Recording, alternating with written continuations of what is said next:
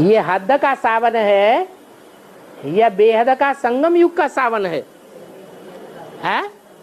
हद का सावन है। जो आपने बोला भक्ति मार्ग में जो सावन में बहुत पूजा होती है शिव की, वो भक्ति मार्ग का सावन है। और यहाँ है बेहद का श्रावण। श्रवण माने जिसका बहुत गायन सुना जाता है कान से,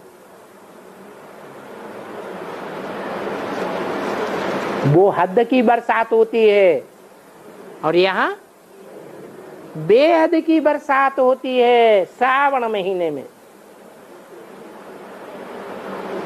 तब जब ज्यादा ज्ञान की बरसात होगी और वो बरसात ज्ञान की बढ़ती ही चली जाएगी संसार में, तो शिव बाप का इनकारनेशन बढ़ता जाएगा या गुप्त होता जाएगा? बढ़ता जाएगा। तो वो टाइम भी आने वाला है जो सारे संसार में सब धर्म वालों के बीच में ज्ञान की जोर शोर से रिमझिम लगी रहेगी। उसकी यादगार में श्रावण के महीने में शिवलिंग की बहुत पूजा होती है। श्रावण के महीने में ही झूला झूलाते हैं।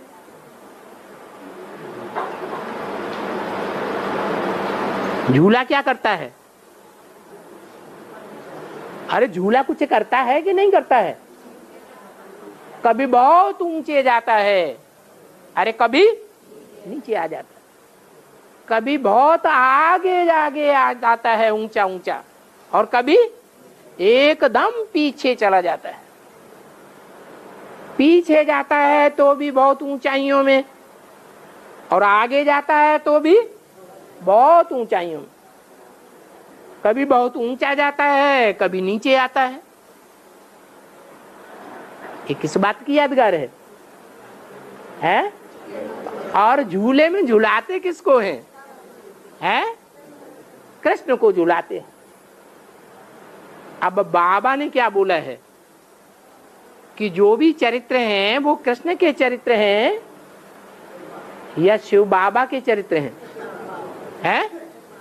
शिव बाबा के चरित्र हैं। और शिव बाबा किसको कहा जाता है? साकार और निराकार के मेल को बाबा कहा जाता है। अर्थात वो मनुष्य सृष्टि का पिता और आत्माओं का बाप शिव, जिस तन के द्वारा पार्ट बजाते हैं। संगम युग में ये ऊंचे ते ऊंचा और नीचे ते नीचा जाने का पार्ट बजाता है। अभी अभी देखते हैं तो बहुत ऊंचा, और अभी अभी देखते हैं तो बहुत नीचा। अभी अभी देखते हैं तो बहुत आगे, और अभी अभी देखते हैं तो बहुत पीछे। जैसे मिलिट्री का मार्शल होता है, जब जोर शोर से लड़ाई शुरू होती है दो देशों के बीच में, तो मार्शल क्या करता है? एक जगह बैठा रहता है या आगे पीछे होता है? कभी एकदम आगे और कभी एकदम पीछे।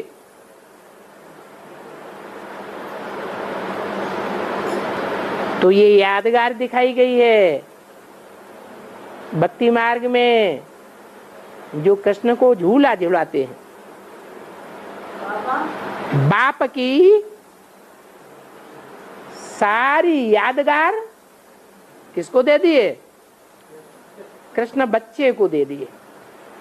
जब बहुत ज्ञान की बरसात होती है तो ये तीन पत्ते जो एक साथ जुड़े हुए हैं,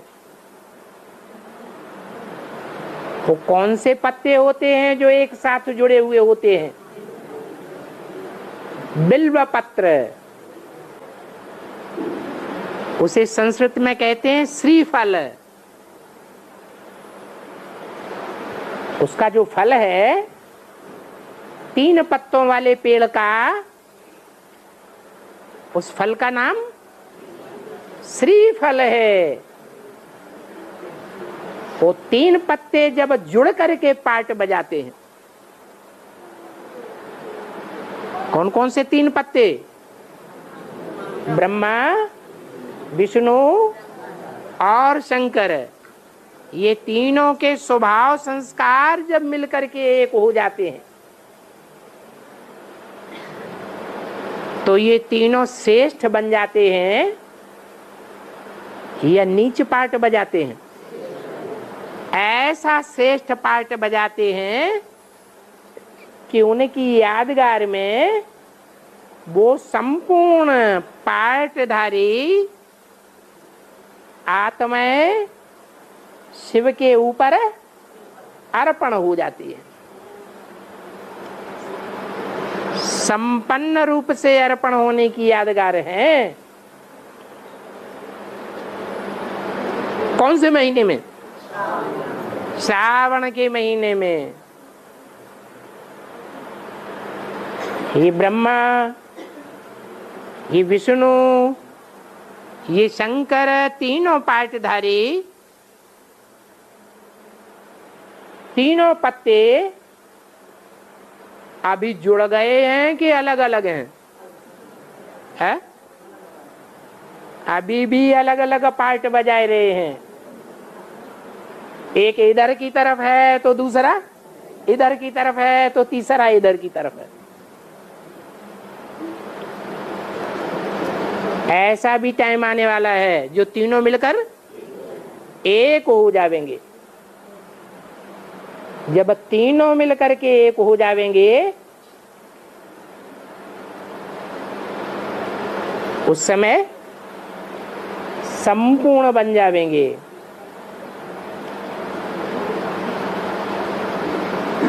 तो अर्पण किए जाते हैं। सिर्फ पत्तों की ही यादगार है या कोई फल भी है जो शिव बाबा के ऊपर चढ़ाया जाता है? कौन सा फल है? हैं? धतूरा तो ऐसे ही साध के चढ़ा देते हैं।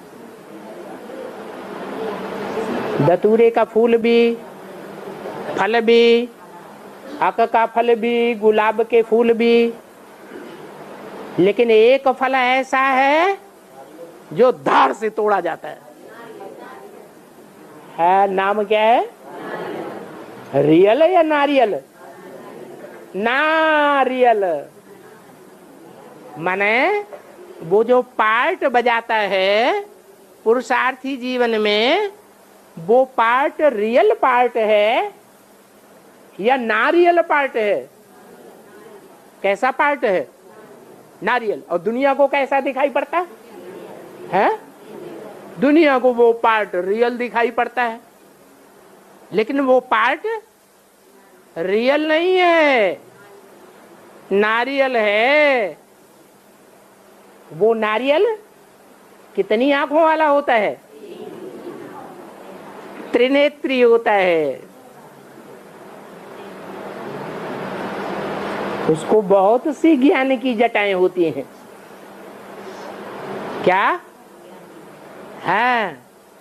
जब अर्पण किया जाता है तो जटाएं निकाल देते हैं और उसका जो खोपड़ा है वो निकाल देते हैं कि नहीं निकाल देते हैं? हैं? जटाएं निकाल देते हैं, लेकिन खोपड़ा फोड़ देते हैं और फिर अर्पण करते हैं। वो कांवड़िया हैं। कांवड़िया जो होते हैं ना, वो श्रवण कुमार की यादगार मनाते हैं। श्रवण कुमार ने क्या किया? माँ बाप को कंधे पे बिठा करके उनको सब तीर्थ स्थानों में ले गए।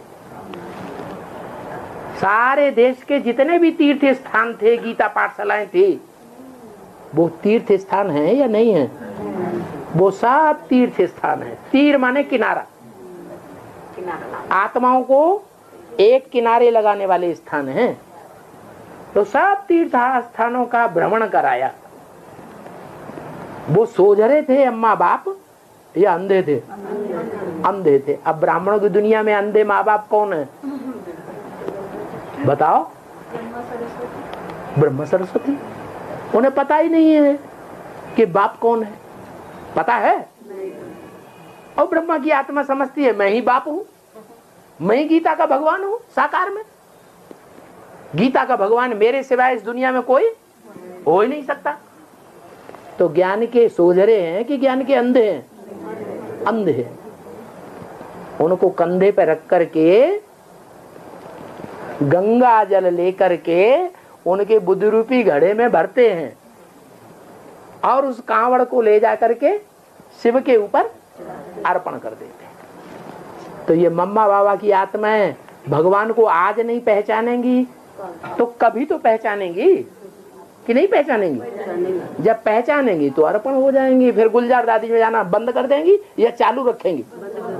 फिर गुलजार दादी में जाना बंद कर देंगी। भगवान के ऊपर अर्पण हो गई, फिर इधर उधर क्यों बरगलाई जाएंगे, क्यों धक्के खाएंगे? वो यादगार मनाते हैं भगत लोग श्रवण कुमार की। कोई श्रवण कुमार हुआ है ब्राह्मण ऐसा जिसने अपने अंधे माँ बाप को कंधों पर बिठा करके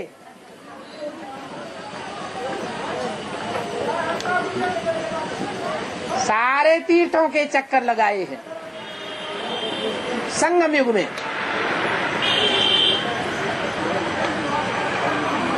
वो श्रवण कुमार का पता नहीं चला आपको? है? ब्राह्मणों की दुनिया में अंधे माँ बाप पहले पहले कौन है?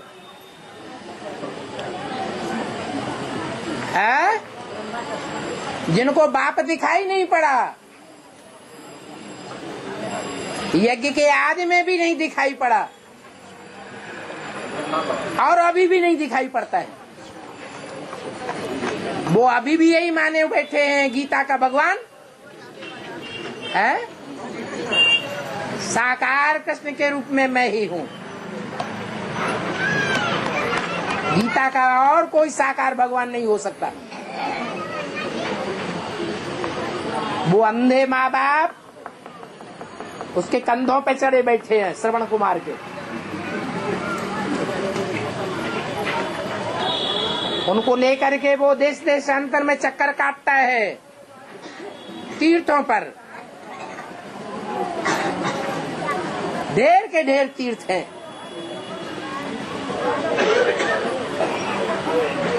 जितने देवताएं हैं उतने तीर्थ हैं। उन देवताओं ने जहां बैठ करके तपस्या की है वो तपस्या धाम उनके मंदिर हैं, तीर्थ स्थान है। तो भक्त लोग श्रवण कुमार को फॉलो कर रहे हैं। श्रवण कुमार ने भी जल भरा होगा। कौन सा जल भरा? ज्ञान जल भरा होगा। जो कांवड़िया जाते हैं वो कंधे पर क्या जिम्मेवारी लेके जाते हैं? हाँ, जिम्मेवारी कौन सी उठाते हैं? ज्ञान का जल जाते हैं। हाँ, ज्ञान का जल तो लेके जाते हैं, लेकिन कंधों पर कुछ वजन रखा हुआ है।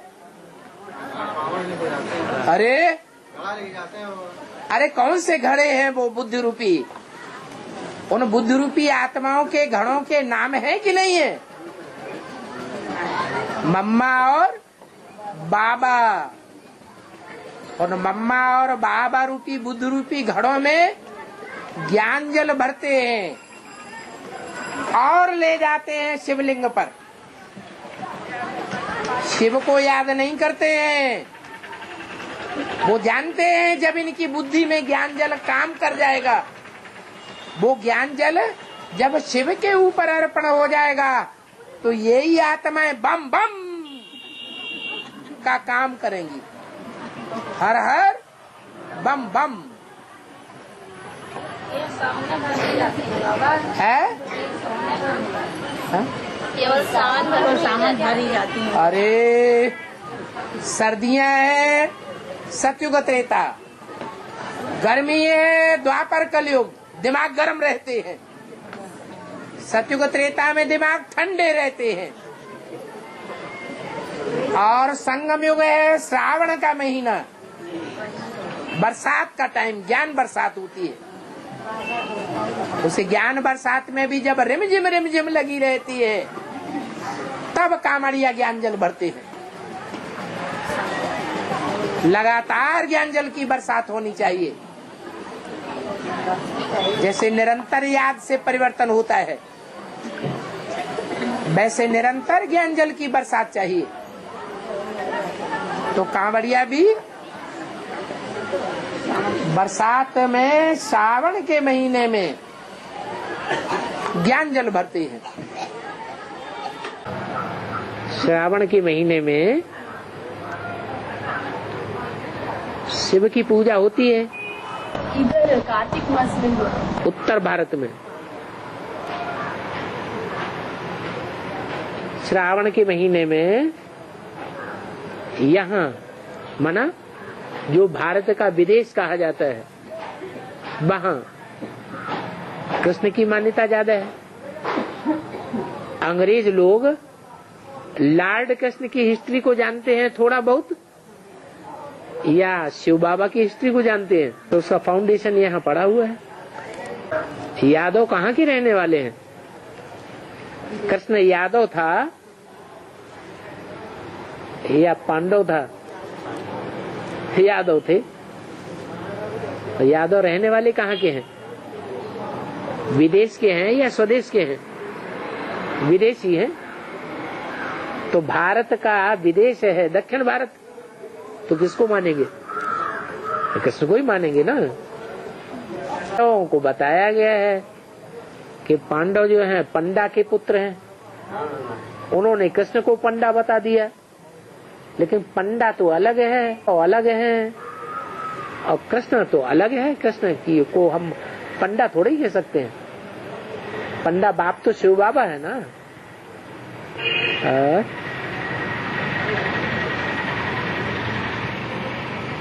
कहते कृष्ण ने द्वारिका बसाई, द्वारिका समंदर के बीच में बसाई, बाद में बसाई या पहले थी? तो ऐसे ही ये जो विदेश हैं वो सब बाद में है। अमेरिका है, यूरोप है, अफ्रीका है, अरब देश हैं, ऑस्ट्रेलिया है, ये सब विदेश हैं। कृष्ण और क्राइस्ट की राशि मिलाते हैं। इसका क्या मतलब है? जो कृष्ण की जीवन कहानी में जो बातें आई हैं वो क्राइस्ट की जीवन कहानी में दिखा दी है। कृष्ण के लिए भी कहते हैं कुंवारी का बच्चा था, क्राइस्ट के लिए भी क्या कहते हैं? कुंवारी का बच्चा था। अब कहीं कुंवारी को बच्चा होता है क्या? संगम युग की जो बात कृष्ण के लिए है वो तो यहाँ बेहद की बात है, कोई स्थूल बच्चा पैदा होने की बात नहीं है। क्योंकि 3 ऋतुएं होती हैं खास, सर्दी, गर्मी, बरसात। सर्दी है सतयुग त्रेता, और गर्मी है द्वापर कलयुग, है कि नहीं? और बरसात का मौसम संगम युग। तो संगम युग में रिम झिम सारी मास क्या बरसता रहता है? ज्ञान जल बरसता रहता है। कौन बरसाता है? शिव बाप भगवान बरसाता है, तो ज्यादा महत्व नहीं होना चाहिए है? ज्यादा महत्व होना चाहिए। भगवान बाप साकार में बरसाता है या निराकार में बरसाता है? साकार में। साकार में आकर बरसाता है। अच्छा, तो साकार भगवान की बात हो गई। अब साकार भगवान के मुकाबले कोई साकार शैतान भी होते होंगे कि नहीं है? होते होंगे। तो बताओ, जो भी शैतान हैं उन्हें शैतानों में बड़ा शैतान कौन है? ब्रह्मा। ब्रह्मा। बेचारा उनके ऊपर चढ़ बैठी।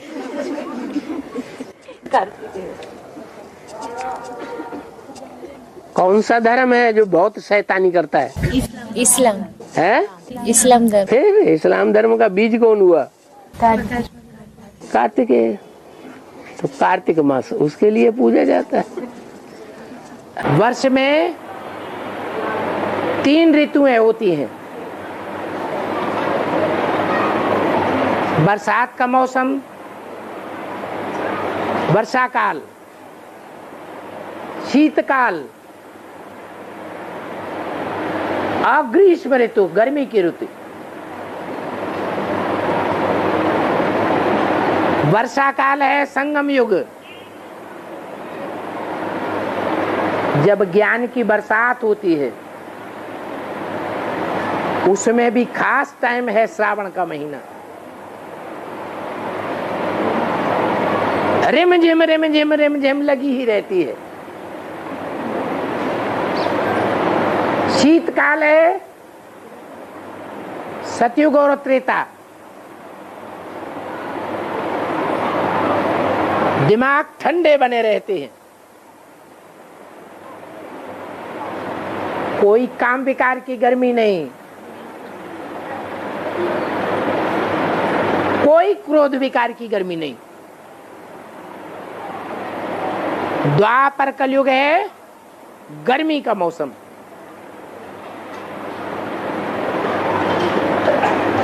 तो जो वर्षा काल है, उस वर्षा काल में भी जो विशेष श्रावण का महीना है, उस श्रावण के महीने में खास सोमवार के दिन। कौन से दिन? सोमवार। सोम माने क्या? चंद्रमा। चंद्रवार है। लोग समझते हैं देवताओं में बड़ा महादेव, लेकिन महादेव के भी सर पर कौन विराजमान है? चंद्रमा विराजमान है। तो वो पहला वार है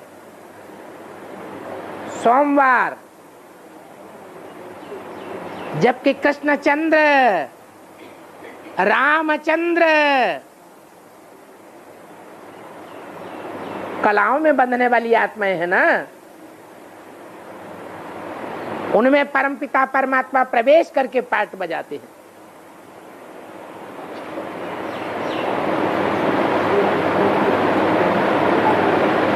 तो बाप के रूप में दोनों में प्रवेश करके पाठ बजाते हैं या एक में बजाते हैं?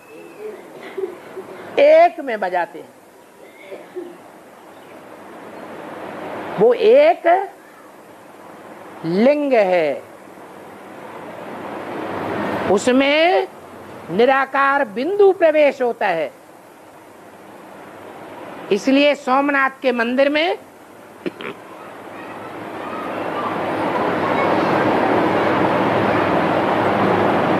लाल लाल लिंग पत्थर था और बीच में हीरा जड़ा हुआ था। तो वो लिंग पत्थर किसकी यादगार था? है? और वो हीरा किसकी यादगार था? है? उल्टा कर दिया। जो हीरा बीच में जड़ा हुआ था वो है शिव की यादगार, बिंदु की यादगार। और हीरा जिसमें प्रवेश करता है वो देहधारी मनुष्य है, लिंग की यादगार। जो बाबा कहते हैं कि तुम मोरे छोटे रूप बिंदु को याद नहीं कर सकते हो, अच्छा बड़े रूप को ही याद करो। तो छोटा रूप हुआ वो हीरा और बड़ा रूप हुआ लिंग। भक्त किसे याद करते हैं? लिंग को याद करते हैं, क्योंकि भक्तों की बुद्धि तो उतनी सूक्ष्म नहीं बन पाती, और हम बच्चे तो सूक्ष्माति सूक्ष्म बाप के बच्चे हैं। हम सूक्ष्म से सूक्ष्म बाप को पहचानने वाले हैं। तो जिस शरीर रूपी लिंग में शिव बाप प्रवेश करते हैं, वो लिंग रूप जो पूजा जाता है वो संपूर्ण स्टेज में पूजा जाता है या अधूरे पुरुषार्थ में पूजा जाता है? संपूर्ण रूप में पूजा जाता है। वो संपूर्ण रूप तब बनता है जब वो निरंतर याद में मस्त हो जाता है।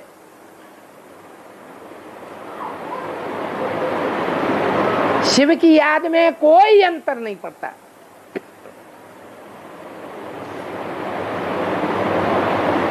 ऐसी निरंतर याद में अपनी इंद्रियां भी उसे याद नहीं रहती। कानों से सुनते हुए जैसे नहीं सुनता, दुनिया ग्लानि करती रहे, ग्लानि की बातों पर वो परवाह नहीं करता। नहीं तो हम बच्चों में देवान आता है, इसने हमसे ऐसे कह दिया, उसने हमारी ये ग्लानि कर दी, हमारे बाप को गालियां देता है, हम कैसे रुक जाएं? फौरन देहभान आता है।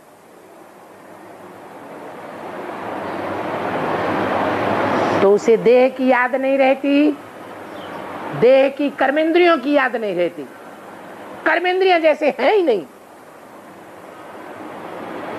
तो शरीर में से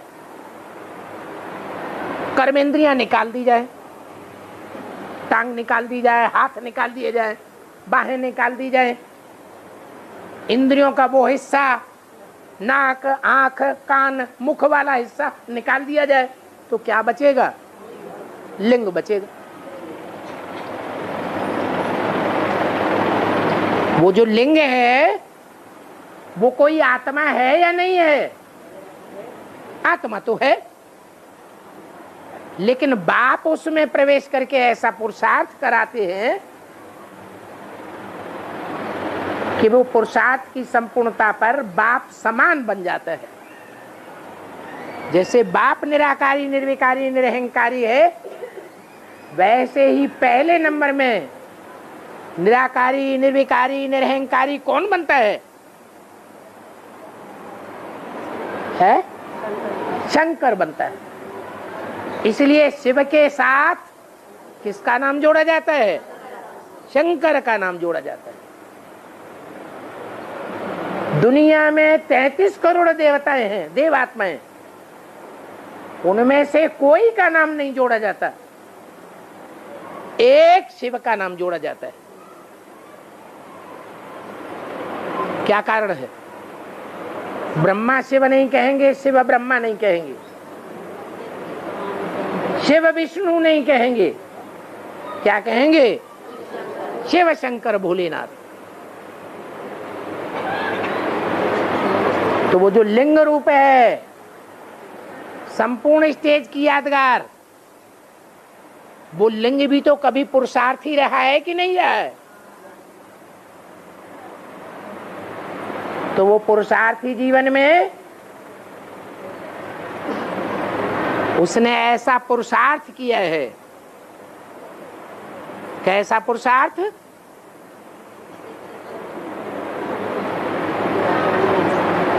कि ब्रह्मा जैसे पत्ते पार्ट बजाने वाले जो स्थापना के कार्य में सहयोगी बनते हैं,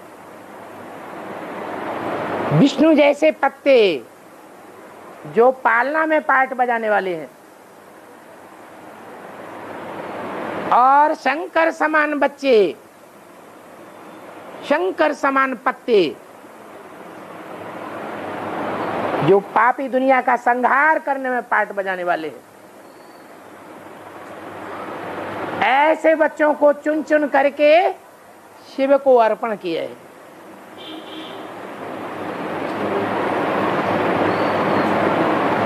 उसको फॉलो किया है ब्रह्मा और विष्णु ने,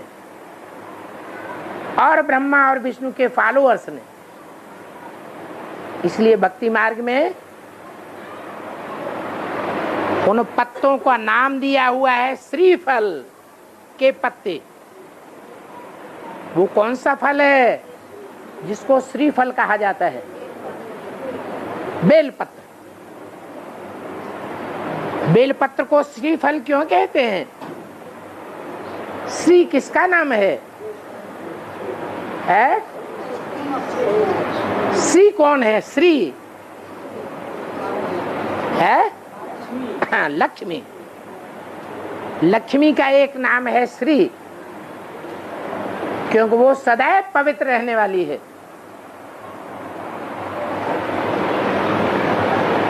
एक शिव बाबा, दूसरा न कोई। तो इस कार्य में प्रैक्टिकल रूप में जो सबसे ज्यादा सहयोगी बनी है, उसने 3 प्रकार के पत्ते इकट्ठे किए हैं और उस लिंग के ऊपर अर्पण किए हैं। इसलिए भक्त लोग क्या करते हैं, वो स्थूल पत्तों को ले लेते हैं, श्रीफल के पत्तों को, और शिव के ऊपर अर्पण करते हैं। रही बात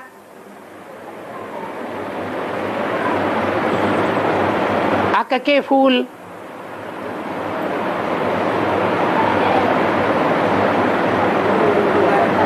छोटे छोटे फूल होते हैं और सुगंध देते हैं कि दुर्गंध देते हैं?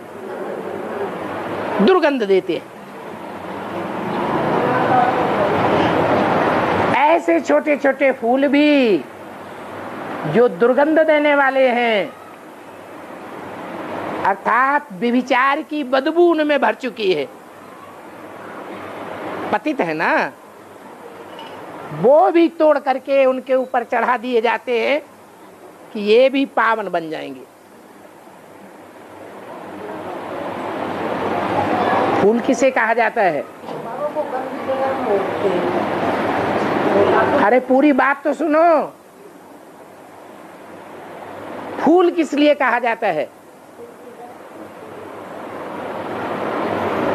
फूल कहा जाता है जो बड़े हल्के स्वभाव के होते हैं, उनके देखने से ही सबका मन खुश हो जाता है। वो छोटा सा आक का फूल क्यों न हो, दूर होगा तो बदबू थोड़ी ही आ जाएगी, देखने में तो अच्छा लगता है ना।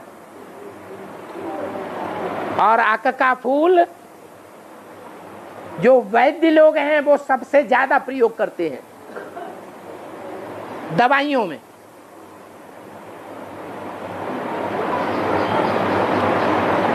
वो आक का फूल शिव के ऊपर अर्पण किया जाता है। तो बताओ, उन फूलों को शिव वाली आत्मा स्वीकार करती है या शंकर लिंग वाली आत्मा स्वीकार करती है? प्रैक्टिकल में उन फूलों को भोगता कौन है? शिव तो अभोक्ता है, तो शंकर ही भोगता है। तो जो शंकर भोगता है वो चैतन्य को भोगने वाला होगा या जड़ फूलों को भोगने वाला होगा? वो चैतन्य अक के फूल वो हैं जो छोटी छोटी बच्चियां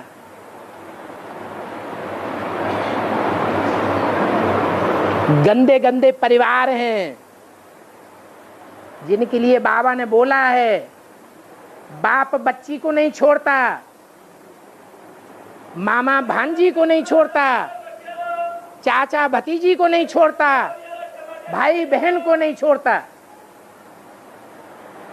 ऐसी छोटी छोटी बच्चियों को भी गंदा करके फिर यज्ञ में अर्पण कर देते हैं।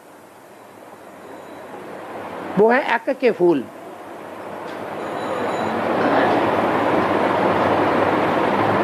शिव बाप तो पतितों का उद्धार करने वाला है, उनको भी स्वीकार कर लेता है। फिर हैं धतूरे के फूल। क्या अंतर है अक के फूल में और धतूरे के फूल में? क्या अंतर है? अरे कुछ अंतर देखने में आता है कि नहीं? क्या? हाँ, धतूरे का फूल जो है वो लंबा होता है, उसमें सुराख ही लंबा होता है।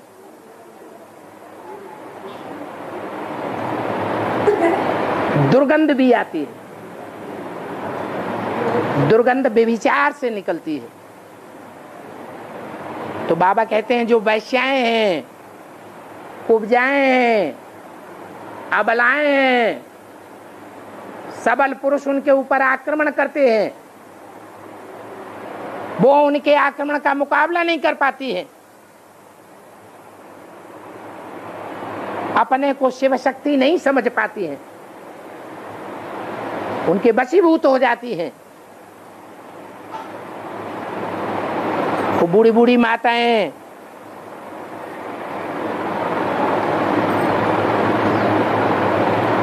वो बेचारी अबलाएं क्या करें? ऐसी अबलाओं को भी बाप अर्पण कर लेता है। तो धतूरे के फूल हो, चाहे अक के फूल हो, चाहे बेलपत्र जैसी श्रेष्ठ आत्माएं हो, बाप के सन्मुख तो जो भी आ जाते हैं सबका कल्याण करने वाला है।